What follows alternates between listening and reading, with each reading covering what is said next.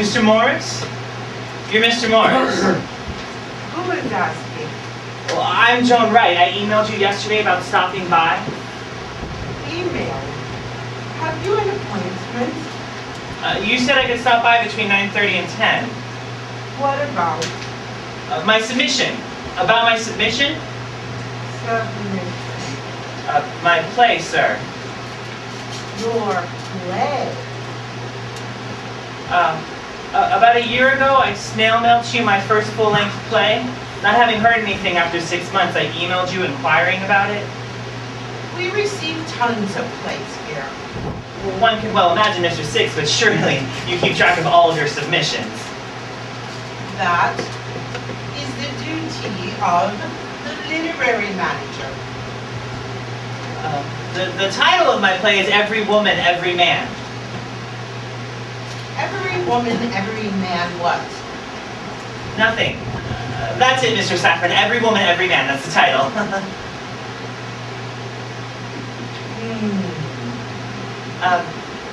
Back then, you replied by email that the theater had moved locations across town and that my manuscript may have been lost in transit. You must expect such things in this business. So you asked me to send you another copy, and I did, and still hadn't heard anything, nothing from anybody, not even a curt rejection letter. We have mostly volunteers here. It is so difficult to find good, reliable... Well, I sure hope it hasn't happened a second time. That would be too much. I'm certain it's around here someplace. Maybe even in the literary manager's desk.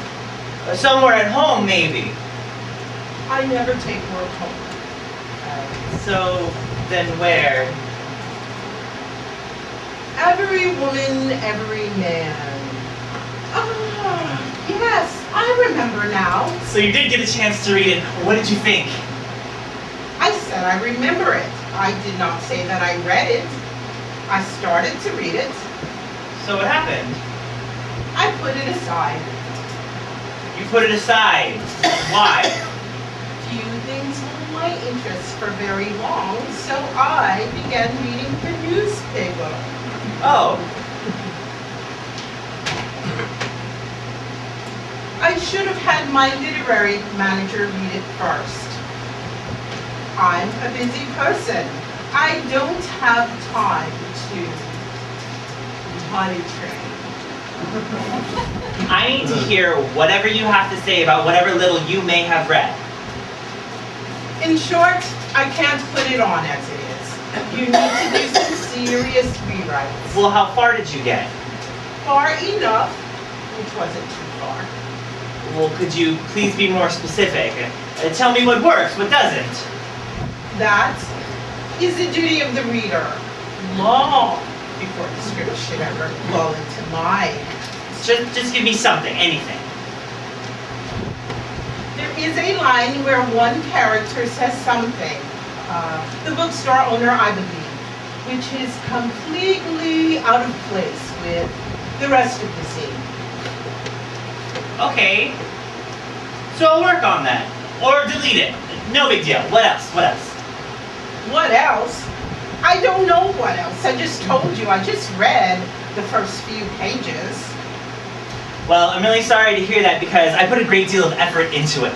You have no idea how hard it is working full-time, taking college courses at night, and trying to write a play. That's just part of the whole creative process. I just thought by now you would have at least read it in its entirety. After all, it has been a year. I've been so anxious to hear your comments, Mr. Saffron.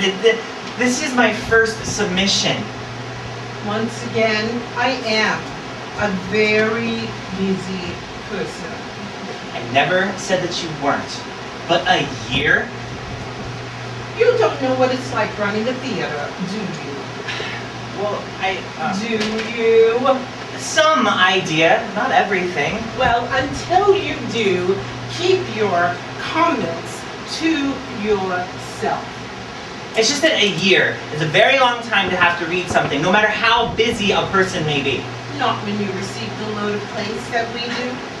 Everyone and their grandmother thinks that they're a writer. Well, don't you think you should at least read it in its entirety before sending me back to the drawing board? Are you questioning my judgment as a theater professional? No, but what about that Amelia Earhart play you produced last year? What of it? Well, the paper's theater critic said that it was unfinished. I don't even remember it. Well, my play is well over 100 pages long and has gone through several revisions. How long was that Amelia Earhart play? Not even 90 minutes long on stage. So was it a long short play or a short full-length play? Either way, it didn't have enough legs, yet there it was. Reflecting on the submissions this year, my main criticism is regarding structure and format. Meaning what exactly? Meaning that Okay, then explain to me the F-bomb-laden male romp you produced in iambic pentameter on a kitchen table-sized stage with no beginning, middle, or end. Do you remember that? Don't you? it's called abstract theater. You call that writing? I call it scribbling. The audience is applauding. Yeah, out of common courtesy, but I bet they wanted to shred the script and hang the playwright, or is it the other way around? What do you want me to say? Ouch! Well, and what about the one with the guy, the goat? Did you think that was funny? Did you laugh? Laughter is a spontaneous reaction. Well, I have news for you, Mr. Christensen. It wasn't funny. In fact, it was downright atrocious, along with the acting. I should have got up and left. That's what I should have done. But I have never walked out of a play. The job of an actor is to keep his or her mouth open. Well, that may be, but I cannot figure out how you keep putting junk like that on stage. What makes you think that you know more than me about what it takes to make a good play? Are you an artistic director, a literary manager? Do you have a master's in fine arts? Show me your production history. The clock is ticking. Okay, Mr. Morris, so I don't have any experience in any of the above. And I don't have a degree, but I sure as hell know how to tell a story. I know beginning, middle, and end. I know about conflict. I know the difference between a skit and a play. It seems some of today's playwrights don't. Are you certain? So for you to set such high, lofty standards and turn around and put crap like that on stage is nothing less than infuriating. But you know what? That's the anger that gets me up in the morning, knowing that someday my work will be put on stage. Touchy, aren't we?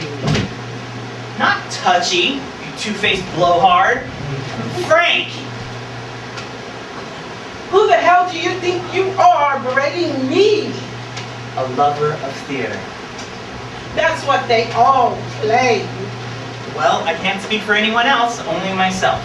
You're a dreamer. That's what you are. Let me guess. You read a book on playwriting or attended a workshop and now you think you know everything, correct? One can dream, Mr. Christensen.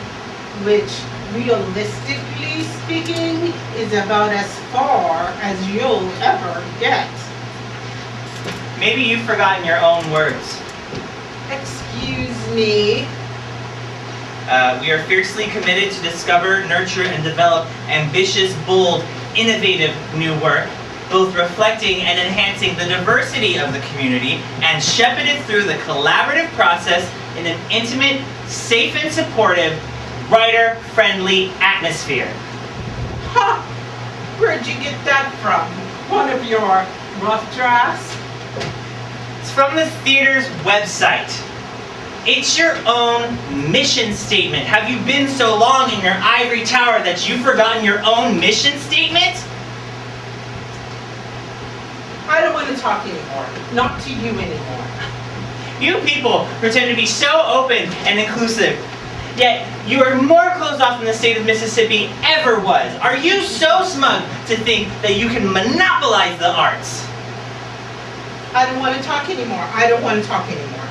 No, you are not skirting away from this. You're going to read my play right now. You're full of crap, but you're going to read my play. Do you see this? Do you see this? This is my play. No more bullshit about not receiving it or having to go through the proper submission process. This is it. Do you understand? Take it. Take it. Stop it! Take it! Stop it! It has to go through the proper submission process. Take it!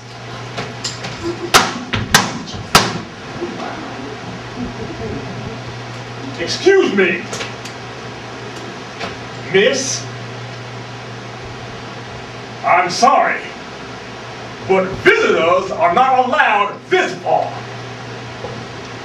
This wing is for the severely severe trauma cases. What? I saw you come in here on my monitor. You'll have to leave the area. Come with me.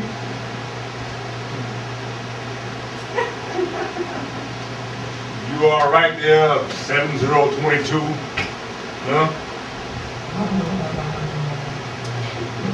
You need anything? I'll be back in an hour with your medication. Mr. Orica is one of our more special cases, if you catch my drift. Very sad.